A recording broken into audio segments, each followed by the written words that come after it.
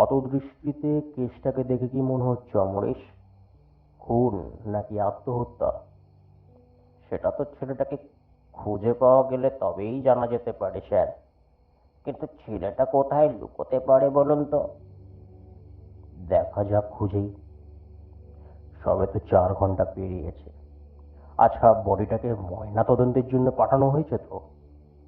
হ্যাঁ স্যার, পাঠানো হয়েছে, তবে ডাক্তারবাবু সময় লাগবে বলে জানিয়েছেন। তা লাগুক, সত্যিটা খুঁজে তো বার করতেই হবে। তার জন্য যত সময়ই লাগুক। কি বলো অমরেশ? হ্যাঁ স্যার। বরানগরের কাশীপুর এলাকার বাসিন্দা প্রখ্যাত অভিনেতা রজত বন্দ্যোপাধ্যায়ের বাড়িতে গতকাল রাতে একটি খুন হয়েছে। তবে যে খুন হয়েছে সে রজত ব্যানার্জির মেয়ে নীলা। অবশ্য আইনি মতে যে কোনো মৃত্যুকে হত্যার আকারে পরিবর্তিত করতে হলে যে প্রমাণের প্রয়োজন সেটা আপাতত কারো কাছেই নেই। রজত ব্যানার্জির বয়ানে তার মেয়েকে খুন করেছে একটি ছেলে, নাম মৈনাক দে। দুজনকে নাকি খুব ভালোবাসত, কিন্তু রজতবাবু ছেলেটাকে পছন্দ করতেন না। চুপ করে থাকতেন মেয়ের কথা ভেবে। মেয়েকে রজতবাবু খুব ভালোবাসতেন যে, কিন্তু কিছুদিন যাবৎ দুজনের মধ্যে সম্পর্ক নিয়ে টানাটানি হচ্ছিল। হয়তো কোনো অন্য কারণ, প্রেমে যা হয়ে থাকে আর কি। নীলা একটু সন্দেহপাতিক ছিল। প্রেমিককে অকারণে সন্দেহ করা ওর একটা স্বভাব হয়ে গিয়েছিল, আর তাই অকারণে ঝগড়ার সৃষ্টি হতো। গতকাল রাতে নীলা বাড়ি ফেরে রাত 9:30 নাগাদ। মাকে কিছু খাবে না বলে সোজা ছাদে চলে যায় সে। তারপর যখন রাত প্রায় 10:15 তখন মৈনাক আসে। কি কারণে ও এসেছে সেটা স্বামী স্ত্রী খুব ভালো করেই জানতেন। এমনটা প্রায়ই হতো। নীলা রাগ করত, আর মৈনাক সেই রাগ ভাঙাতে আসত। ফলটাও হতো দুর্দান্ত। নীলার রাগ ভেঙে যেত, কিন্তু গতকাল সেটা হলো না। মৈনাক এলো, ছাদে গেল, কিন্তু 2 মিনিট পর দৌড়ে নিচে এসে দরজা খুলে ছুটে পালিয়ে গেল। রজতবাবু কিছু বুঝতে পারলেন না। তিনি সোজা ছাদে উঠে গিয়ে মেয়েকে খুঁজে পেলেন না। কিন্তু যখন বাড়ির পিছনের দিকের বাগানের দিকটা এগিয়ে গেলেন, তখন মেয়ের ফোনটা মেঝেতে পড়ে থাকতে দেখলেন। ফোনটা তুলে এগিয়ে ছাদের পাঁচিল ডিঙিয়ে মুখ বের করে যা দেখতে পেলেন তা দেখে 2 পা পিছিয়ে এসে নিচে দৌড় মারলেন। তারপর নিচে এসে থানায় ফোন করলেন। তিনি যা দেখেছিলেন তা কথায় বর্ণনা দেওয়া এক প্রকার শক্ত, জটিল। তিনি দেখলেন তার মেয়ে ছাদ থেকে পড়ে নিচের বাগানে রক্তাক্ত অবস্থায় শুয়ে আছে। স্পষ্ট বোঝা যায় নীলাকে ওই ছেলেটা খুন করে পালিয়েছে।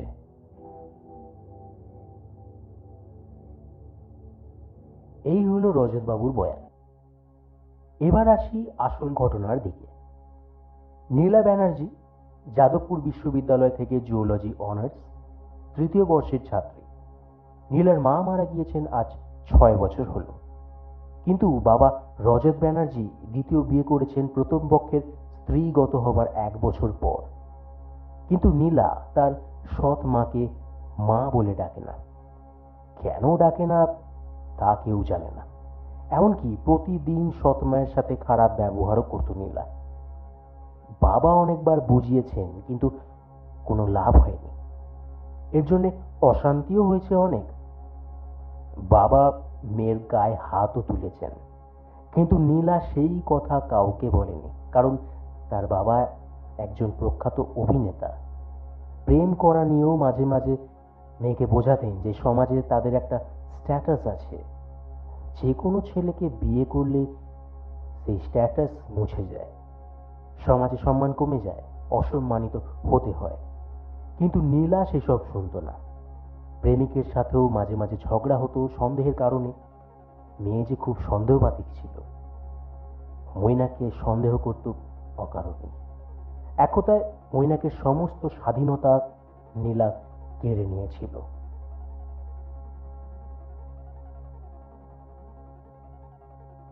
গতকাল রাত 9:30 নীলা বাড়ি ফিরেই ছাদে চলে যায়।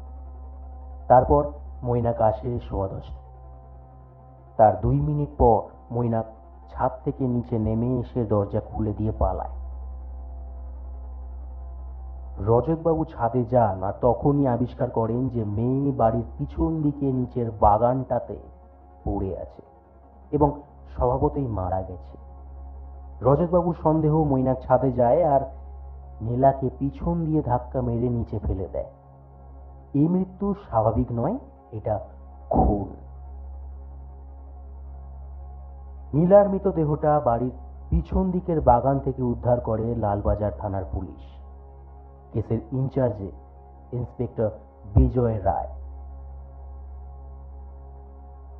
স্যার, এই ছেলেটা এসেছে থানায়, যার ছবি নীলার ফোনে ছিল। নামটা কি যেন? মৈনাক। হ্যাঁ, মৈনাক। তুমি থাকো, আমি যাচ্ছি।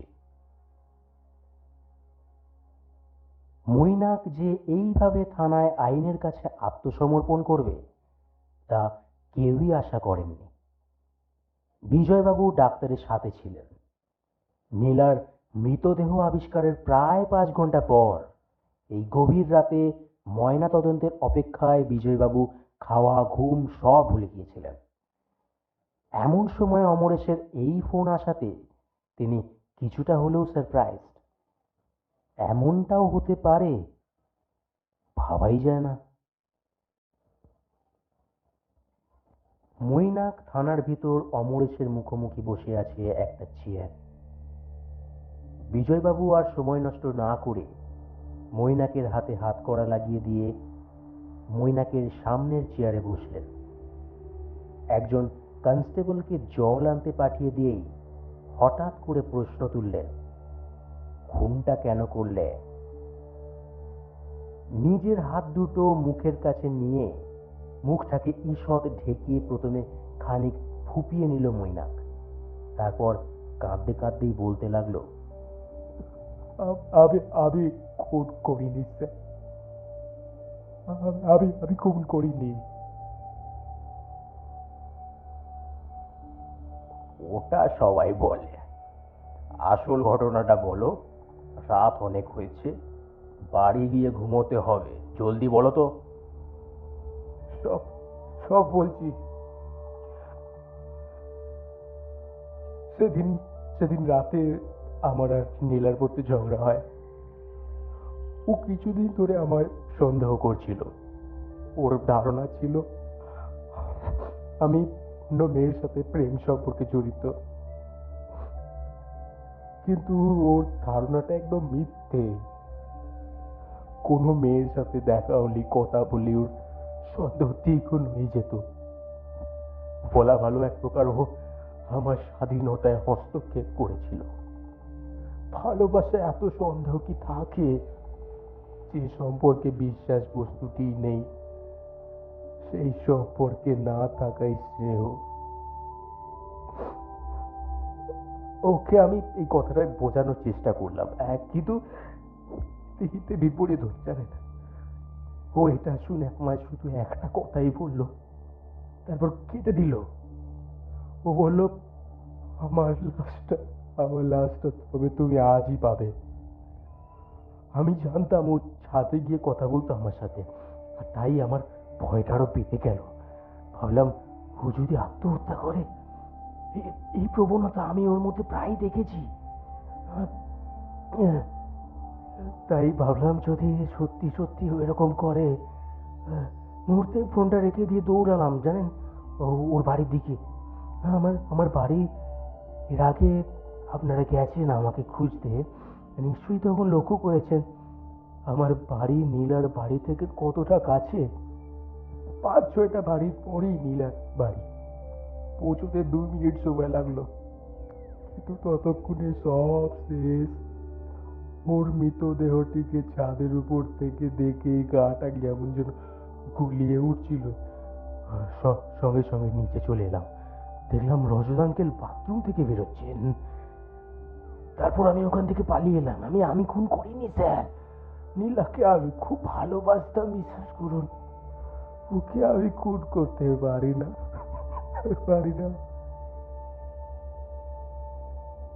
সবই তো বুঝলাম, কিন্তু পালালে কেন মৈনাক? তোমার পালানোর জন্যই তোমাকে সন্দেহ করা হয়েছিল। এমন সময় বিজয়বাবুর ফোনটা হঠাৎ বেজে উঠল। ডাক্তারের ফোন। এক্ষুনি যেতে হবে। অমরেশকে মৈনাকের দায়িত্ব দিয়ে ডাক্তারের উদ্দেশ্যে বেরিয়ে পড়লেন তিনি।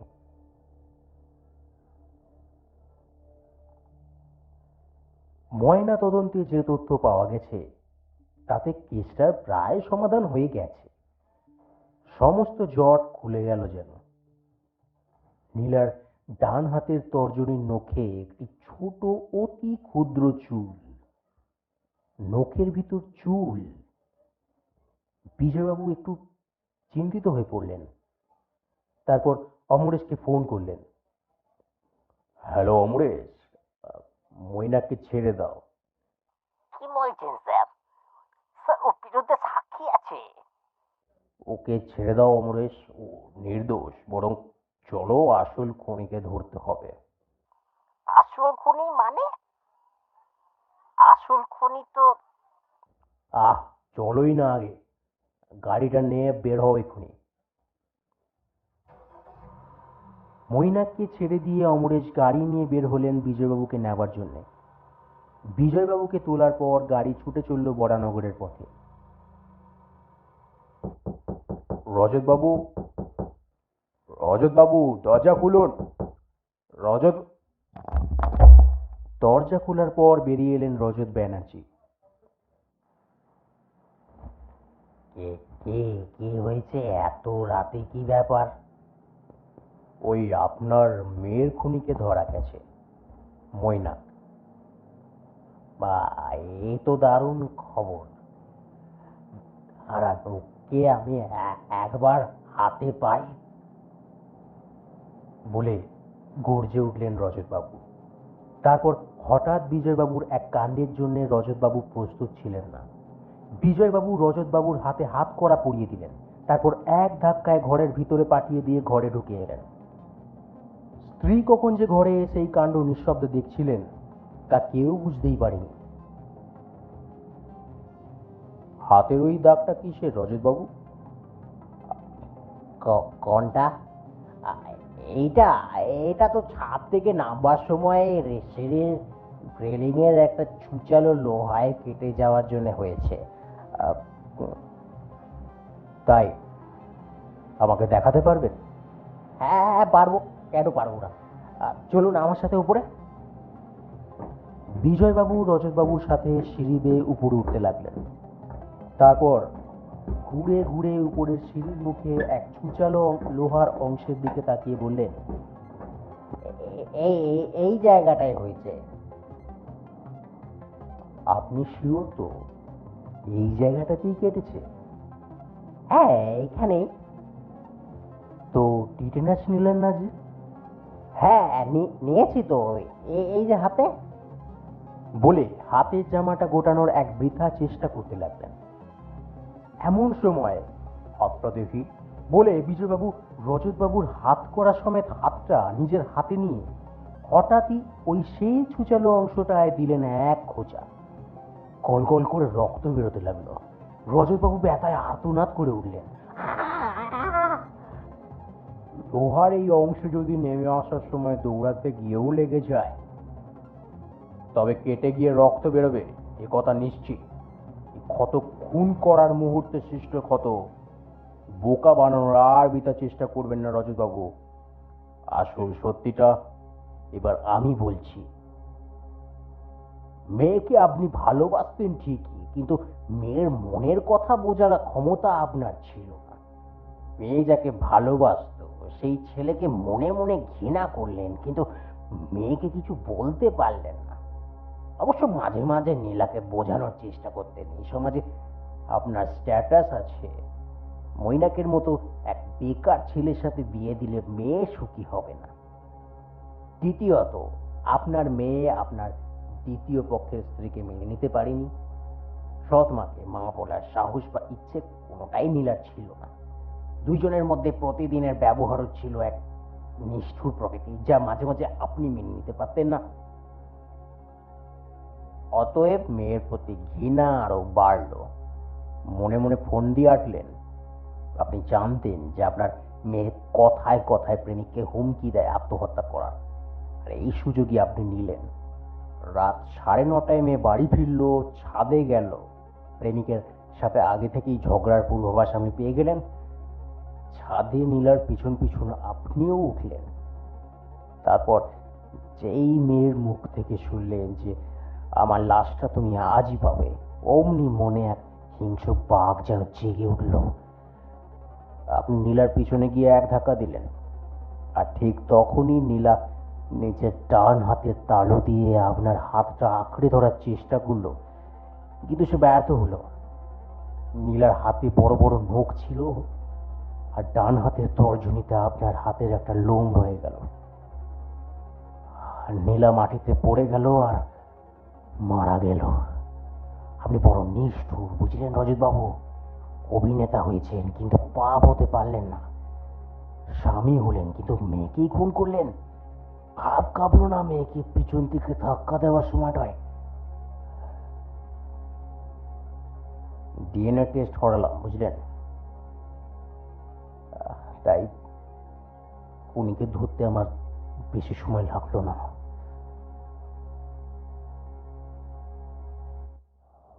রাত আরো বেড়ে চলল। ল্যাম্পের আলো ক্ষীণ হয়ে এলো যেন আরো। কোথা দিয়ে এক দমকা বাতাস ঘরে প্রবেশ করে ঘরটাকে ঠান্ডা করে দিল। বোধহয় নীলার আত্মাটা এখনো ঘরেই ছিল। সে সব শুনছিল, এখনো হয়তো আছে, এই ঘরের মধ্যেই আছে।